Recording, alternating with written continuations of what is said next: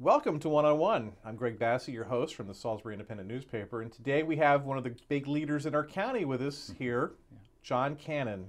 Pleasure to be here. Thanks Welcome, for having John. me. Thanks for having me. John is the president of the Wicomico County Council. Correct. You're back on the council again. Right.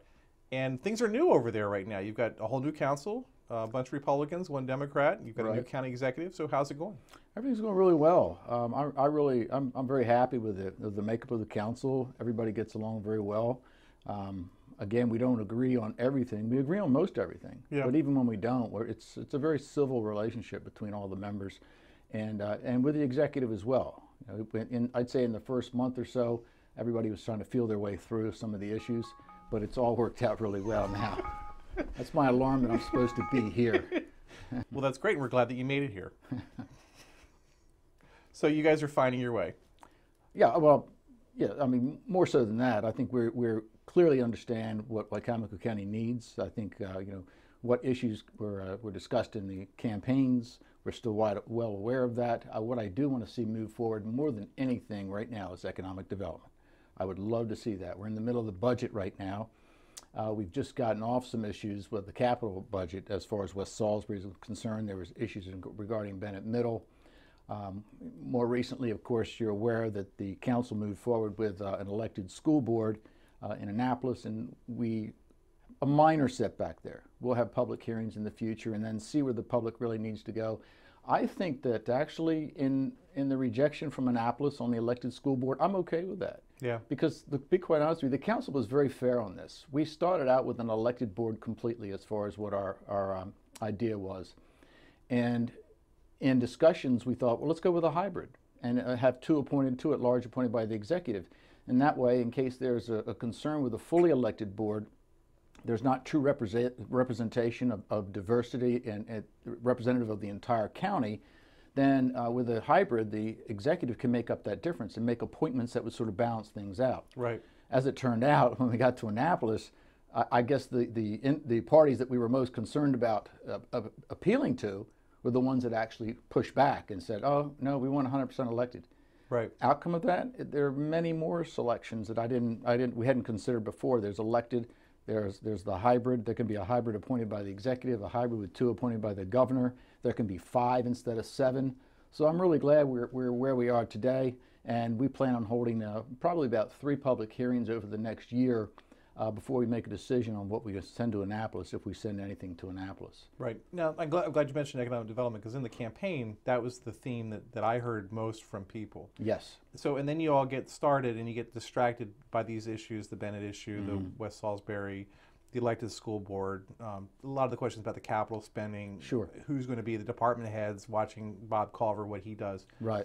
But what do you guys want to do with economic development? Because when I look at it, all I've seen so far is you've continued the moratorium on the impact fees for construction. Sure. But what more can you do? Where do you want to go with this? Well, we're very anxious to work with Ray Hoy from Warwick because he's so good with workforce development, which is part of that. Right. There's also DPED, Renee Stevens. I want to work with her. We have a new Secretary of Commerce, and he came down, I think, a few weeks ago when the governor was in town. Yeah. And spoke very well. And I'm very happy with the state of Maryland right now, because it seems like in the last 8 years, the counties have been sort of in a defense mode through either regulations or taxes, or the state of Maryland pulling funds away from the local governments, which was really disappointing, such as the highway user revenues, Right. to name a few. Right. And then transferring costs to the local level, which has been very difficult to deal with. Some people say, well, the county is spending too much money. Actually, that's not the case. The county is losing money left and right to fill the coffers of the state budget. So I'm looking forward to this new governor and the new Secretary of Commerce, and they're very anxious to see development begin on all levels. We're looking at 2 different options. We're looking at maintaining the businesses that are here and reaching out to them to make sure they have everything they need. We're trying to see what we can do through Dave Ryan and Salisbury Wicomico Economic Development to bring new businesses here. He's going to be with us at one of our next meetings to give us, to fill us in on exactly what goals he has and what he's accomplishing, and he's doing very good work. The third part of that is this entrepreneurial spirit, where we want to try to create this incubator type atmosphere for entrepreneurs to come in It's what we're being told across the nation is possibly, you know, one of the biggest things to come. It's a little hard to get your hands around as far as how to develop it and how to make it really, you know, feasibly profitable for the community. I say profitable. You have businesses, you have jobs, and you get revenue from those incomes. And but we're working through it to find out exactly what needs to be done, and I'm looking forward to that. I cannot tell you how pleased I am with Salisbury University and all the businesses that have supported either the hatchery or the Shark Tank event that happened. Entrepreneur Week was just last week, yeah. Sure, and you know, you have the Bernstein, and it was fantastic. I was there 2 of the 3 days. I couldn't make Thursday, but to see so many people on the local level actually presenting great ideas and wanting to start a business. And not only that, but you have people who are receptive. I know when I was in college, I had a couple of ideas, but I had no idea where to turn. Right. These people, they have a conglomerate of people who are willing to invest and train and move them forward. And I was amazed at how well it was all put together. And there's got to be a way for the county to get involved in that and incubate that so that stuff can happen here. I'll tell you something that very much impressed me. Kathleen McLean with Channel 47, WMDT, right. They handed out a packet to all the 200 and some people who were interviewing for the Shark Tank, a packet that told them every reason, I'd say 10 reasons as to why they should have their businesses start locally, right, and all the resources that were available to those people, to those individuals. And that wasn't terribly necessary. I mean, all they're trying to do is bring people in for the Shark Tank audition. Yet she went one step further and encouraged them that no matter what happens in that event, to still pursue locally whatever options were available so that they could, have a business and grow a business in Wicomico County. And I appreciate that effort as well. Yeah, and as someone who started a business in the last year in this county, the support I get from people, and people are rooting for me to succeed. Yeah. And I never expect, because the newspaper, everyone wants to hate the newspaper. But I get the feeling that they want the Independent to succeed, and there's like a positive vibe. So from a purely business point of view, it feels really good to be in business in this county. Yeah, and I think that's the key. I think Wicomico County and the city of Salisbury have become very pro-business over the last few years. Jacob Day and the city council have done a great job in moving things forward. Yesterday I was at the fire station where they gave the Main Street revitalization presentation. I think it's exciting, and it creates enthusiasm. Right.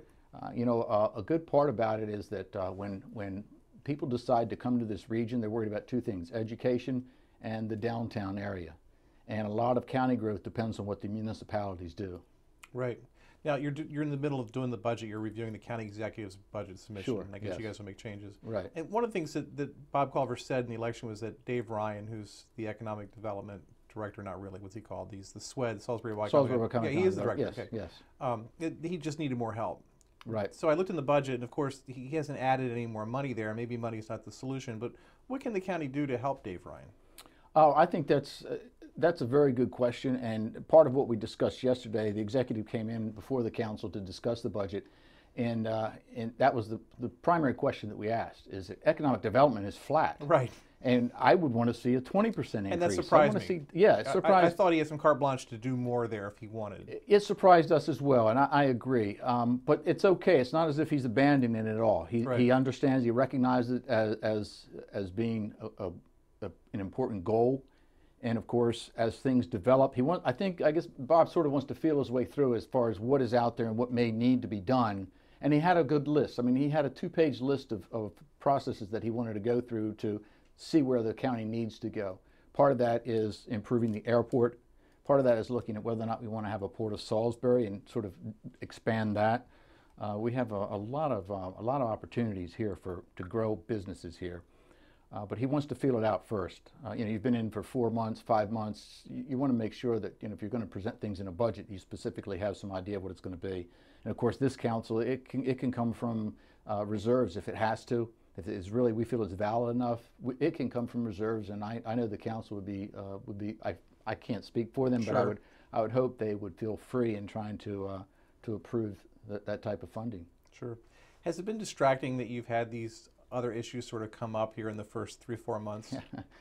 I mean, the West Salisbury thing must have been excruciating for all of you. West Salisbury was. I understand where the executive was coming from on that, strictly because he came in and said, wait a minute, I really think the spending may be out of control. I don't think the timing was great. Me personally, I don't think I would have done that. I would have let it move forward. But if he chooses to be a little, show a little more discretion, I'm okay with that. And that is a topic that came up yesterday as well. We want to move forward with it, and the executive he does want to move forward with it, and so do we. But rightfully thinking, the question is it going to be renovation or replacement? Renovation's not all that bad. If you look at some of the schools that have had renovations, such as Prince Street, Sure, is one I specifically remember. That school was gorgeous. They did an excellent job on North that. Salisbury. In North Salisbury, exactly. Yeah. Salisbury Middle. Yes. Yeah. So these are examples of renovations. Now, from the discussions yesterday, it was mentioned that maybe the renovations were just a little less expensive than a complete replacement. And if that was the case, then let's look at doing a replacement at a reduced cost. Right.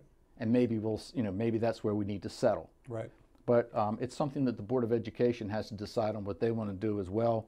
As long as you do not, in my opinion, I would like to have the savings in brick and mortar without as much fancy architecture as maybe has been done before. Right. I think back, a few years back when we did Bennett High School, a lot of the angles to the building and the windows, sure, you're saving energy and things like that, but there could have been some cost reductions, I think. But those were different times, truly, and there was a lot more money at the time. Right.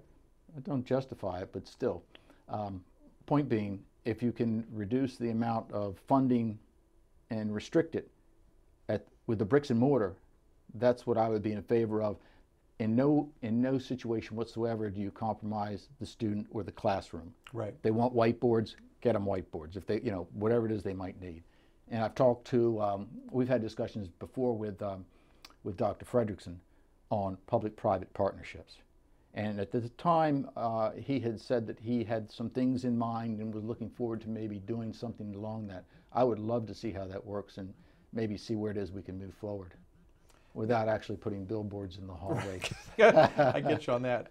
Now the Bennett Middle thing was another distraction, but we seem to have moved on from that. Sure. Bennett Middle was an unfortunate set of circumstances where it's something that probably should have been thought of 6 years ago. To try to consider what we might or might not do with it today or at that point in time, we were way too far down the road. Right. You were looking at the possibility of state funding being pulled if we didn't follow through with the tear down. The possibility of state funding being pulled. You look at the possibility of contracts not being fulfilled and some type of liability issues could result. Right. I just was at for me personally, I was at that stage where I felt it's been done. Everything's, the horse is out of the barn. Let's just get this done and over with. It is a huge field. Yeah. And to go that far down College Avenue and see so much field and whatever, I can understand that. But again, the project's been done. Let's finish it out and go from there. Now, all during that whole thing, you were the one that I watched the most closely. Because I could tell that you had this all figured out, and you were patient enough to let the county executive do his thing without shooting him down right away. And you didn't make faces and stuff when in the big meeting at the high school where the students got up and really directly talked to the county executives, and it was an amazing experience to be part of that because those kids are just so smart. Those students were fantastic. They were just amazing. But you had the attitude like the horse is out of the barn or we're too far along with this, but you were very tolerant about it, and you weren't. There was a chance for conflict there, and you didn't take it. Well, I think it's the one good thing I like about how our whole council operates is that we don't create, we don't believe in creating any type of tension. There's no sense to get personal about things. Everyone has their reasons for a reason. Right. And I could understand what Bob's purposes were, but we're going to see things differently sometimes. And whether or not it goes our way or it goes somebody else's way, whether it's Bob or the Board of Education, no matter who it might be, you still move on, and you're still going to work together, and you're still going to move on from there. Right. My favorite member of the council to watch is Mark Kilmer. Yes. Because you all have been involved in the county for forever, and you know why everything is the way it is. Sure. And he doesn't understand that, so he's got sort of a reporter's perspective of tell me the background here. Why again are things this way? And Right. you'll have to explain it to him. And I love it because as a reporter, I don't always know why things are. Sure. And so I get it explained. I don't have to ask you. He's actually doing it at the meeting, at the table, which is really kind of cool. Oh, I love working with Mark. Yeah. Mark, I consider him to be an intellectual. Right. And he brings a lot to the table. And because he asks those questions, he asks really good questions. Yeah, there's no good old boy tie for him. I mean, Exactly. it's a very innocent approach to the questions that he asks. Exactly. And it's a fresh approach. Yeah. And you know, when he begins to engage in any type of discussion, he's not wasting my time, because Right. I know he's going to be right to the point, and he's Right. going to ask very good questions. So it makes it, I mean, it's enjoyable for me. Right. I just love the dynamic on the council. I think Mm-hmm. it's a bunch of really, really good people. Sure, I agree with you 100%. And it hasn't always been that way on the council. Yeah. Now, you're on a previous council that had a lot of derision, a lot of A tension. little bit of contention, yeah. Yeah. Do you think this council will evolve to that, or it's just different I don't people? see it at all. It's completely different personalities, and everybody gets along really well. I have a lot of respect for everyone on the council. They do their work. They are concerned about their constituencies. They bring their own ideas to the table, and it's been a real pleasure working with them. And I don't think I'm being naive. From what I see, I've already made that judgment that it's going to be a good 4 years. Now, what's it like working with the county executive? I mean, you've got one branch of the government. He's got the other branch. Mm-hmm. How does that work in your all's relationship? It's been working very well. There will be things that have come up, such as over these last few months, where we have a difference of opinion. What I find out is that what frustrates me sometimes is that with the initiatives that I may want to take, a lot of these initiatives do have to come from the executive level. So the only thing, what the council can do in response to that is to sort of nudge the executive and say, well, you know, we're going to hold a meeting or a work session, either one, on this topic, and we really want to know where you are with that, and you know where we're going to be heading with that. In that way, it sort of pushes it forward. I don't have to have ownership as long as it gets done. Right. So that's kind of, those are the dynamics there. Is it like two ships together on a course, or are you all in one ship, or how does it feel? I think we're working. I think we're working towards the same goals. We had an excellent meeting yesterday. We probably should meet more as a council and the executive just to discuss. This one happened to be on the budget, but of course, you know, you straight into other responsibilities. And as a result of that, it was a very productive meeting, one of the most productive meetings we've had since we've been in office. And I will specifically encourage that later, and have work sessions just with the executive and Wayne Strausberg and Sharon Morris, so that we can keep a line on where we're heading. I think that's the best thing we can do, because it keeps his feet to the fire, and it also keeps our feet to the fire. And at the same time, we both understand a lot better on where we want to go and what may need to be done. So I think that's the dynamics I'd like to see change, where we do work so much more closely. So your focus here until June will be on the budget primarily. Just had the big budget hearing at the Civic Center where people came to talk. Right. Where do you think you're going to take the budget? Are you going to have to deal much with what's in Bob's budget, or how do you think that's going to shape up? The budget was it was a good budget. I say that because most everything is flat. I was somewhat surprised to see even that if you look at the itemized list of departments and the employees, you go down the list from 15 to 16, and the salaries are the same. And I was very surprised at that. And I think, you know, that's a sacrifice that the employees are making, which I do appreciate. And I would hope that the citizens of Wicomico County would appreciate. Right. For the most part, in most departments, there are some where you have seen some increases. But I think a good job has been done in trying to keep it a flat budget, very minimal, maybe $200,000 over from last year, I believe. Right. The council doesn't see, from what I've been able to tell so far, doesn't see any real need where we're going to have to delve into it too much further, because it would require cuts, and I think it's bare bones right now. So that makes our job somewhat easier. I really believe we'll probably have it approved before the deadline. The big question every year is, how will the county fund education? Where do you see that headed? Well, what we're doing is we're doing maintenance of effort with Right. with the Board of Education, and we certainly would not go below that. It's sort of a state mandated anyway. So, but that's where that will lie right there. I mean, we have capital expenses through the Board of Education. We support their operating budget. So at this point in time, I like where we are with it. There's a perception that the county doesn't do all it can to fund education, that it could fund more than it does rather than just the maintenance of effort or other stuff. Do you get that feeling, or do you think the county does a pretty good job? I think the county does a very good job. I think a lot of times I don't think people take into consideration what we spend on capital, as they just maybe only look at maybe what our contribution is to the operating budget.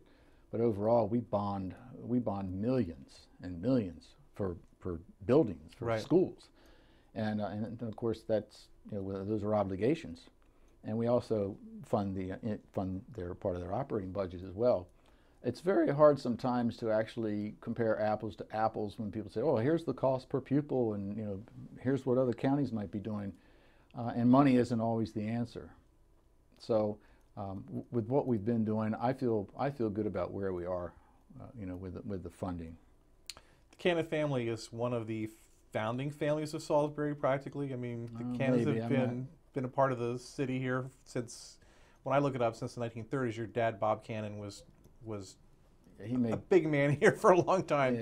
Yeah. Got his way on a lot of things. Yeah, he was good. He was good. He was a good man. When I look back in the history stuff, he and Milford Twilley and the Hanna, Mr. Hanna, Henry Hanna. The old Henry Hanna. They pretty much, I don't know if they ran everything, but they built pretty much everything that's here. Well, they worked very hard.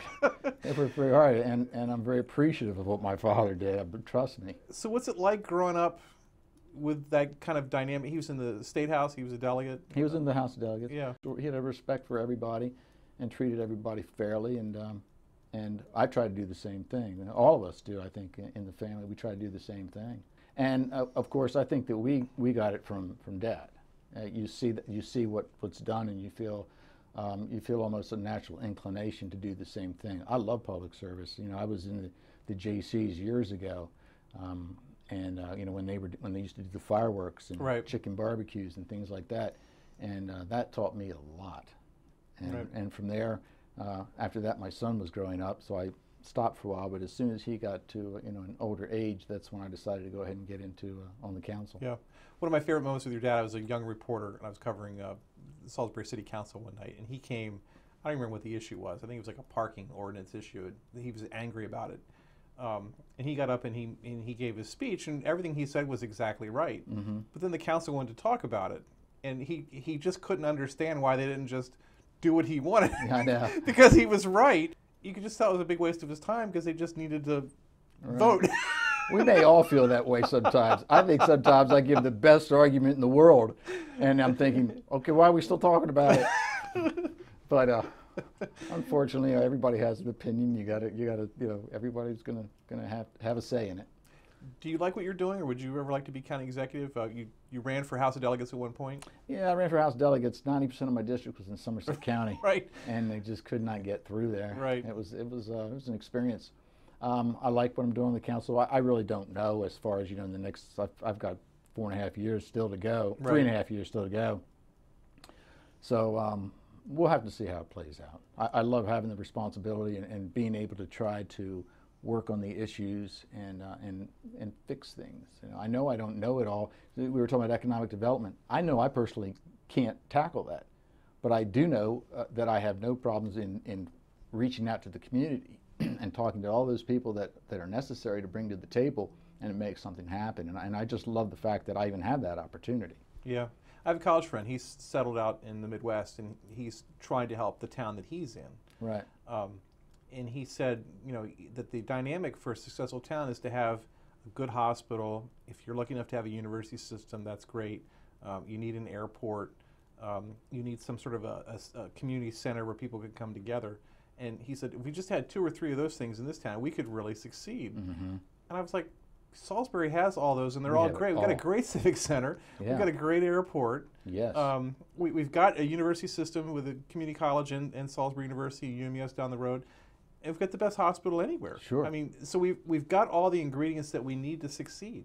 We have it all. We have every part of it. With, like you say, you have the hospital, you have the universities, you have Warwick Community College. We have a Shorebird Stadium. Right. We have transportation. You know, the intersection of Route 13, Route 50, the airport, the Wicomico River. So all the elements are there. I think it's just it just takes initiative to try to see what we can't do to move it forward. To sell it. And I think we're getting really close to recognizing what we really need to do. Instead of just doing business as usual, it's our obligation. Conservative, do not believe in raising taxes whatsoever. I firmly believe, even though I haven't vetted the numbers, I firmly believe that it's our responsibility to grow the economy. And then through income tax receipts and just natural growth, we see a growth in revenue, not by increasing taxes, but seeing the tax base increase. And I'm a firm believer in that and feel that that's what we have to do. Feels like the airport's been on the back shelf a little bit lately, but there's some ideas to change the leadership at the airport or the right. supervision at the airport to come up with some better planning for the airport. Any thoughts on that? The idea, as far as the airport is concerned, is it's sort of in a unique situation right now where the Airport Commission pretty much controls what happens at the airport. There's a city and county role, plus Worcester has a role. Yes, they have a limited role. Yes, they have members who are on the commission. But what this is really looking to do is to actually take the airport itself and put it underneath Wicomico County as a separate department. My opinion is I think that's how it should be. It doesn't dissolve the commission. It doesn't really reduce their influence. We're looking forward to the knowledge with all the members and what they bring to the table. Right. We just feel that in order for the structure to be more consistent, that this is one county department that should also be under the branch of the executive. So it sort of places that asset back under the roof of the county executive or the county government building, basically. Yes. So Yes. that could be a good thing. Sure. I just think you see what's going on in Georgetown, that they promote the airport terrifically. Right. And I don't get the same vibe with the Salisbury facility. The airport needs to get in second gear. I was shocked. On the way back from Annapolis about a month and a half ago, we stopped in Easton. And you would be amazed at what Easton has. I mean, you drive by the highway and you see maybe a runway, but not, they don't even have a commercial airline. And I always assumed it was a smaller airport than Salisbury. And you go back there and you see what all they're doing in Easton. It's absolutely incredible. All the hangars that they have, and all the different airplanes that they have in there that they're servicing or that take off from there or that actually are hangared there, if that's the right word. Can you hangar a plane? Yeah, I'll have to look that up. Yeah, I know. Thanks. But anyway, the point is that Salisbury, I think, really, we've got a great base, and they've done a lot of hard work. Yeah. But I think it can go so much further. Just so many great assets to bring to bear. Right. For anybody. Industrial park. Mm-hmm. A nice industrial park up there. Sure. Interesting. Will you stay on as county council president through the 4 years, or will you all vote every year, or how will that go? It votes every 4 years, and I guess I'm okay with that. I'm not quite sure. I've always been in favor of one council president that's there for 4 years. I think it's consistency. The Worcester County doesn't do it. They switch every year. Yeah, every year they change, yeah. But I'm not always in favor of that because, if you go to Worcester County or if you meet them at a Tri-County Council meeting, it's like, oh, you're not the president? There's Right. another president? Right. And I think it diminishes the significance of the council as a whole when the representation changes constantly. Right. And that's my personal opinion, but I also understand how, if the council members want to change things, it doesn't hurt to have new leadership with different perspectives. But I'm more comfortable with what I would say, conformity. Right. It's one thing to just run a meeting. Uh-huh. It's nothing to show leadership in the meeting. And Right. that's one of the things I see in you as the council president. It's The members on the council have put their faith in me, and they expect me to keep things moving and to run a tight ship. And I only do that because I feel it's my responsibility to the rest of the council members, and so that's really what we try to do. okay. How can people get a hold of you? They can reach me at jcannon at We'll put it up on the screen. wicomicocounty.org. Okay. You can call the county council office. You can go online and find my county phone number. And you want to hear from people. Oh yeah, all the time. I encourage it. Okay. John Cannon, president of our county council. Great guest. Another one of those guys getting it done here in Wicomico County. Thanks, John, for being Thank you. here. Pleasure. Another edition of 101 right here on PAC 14.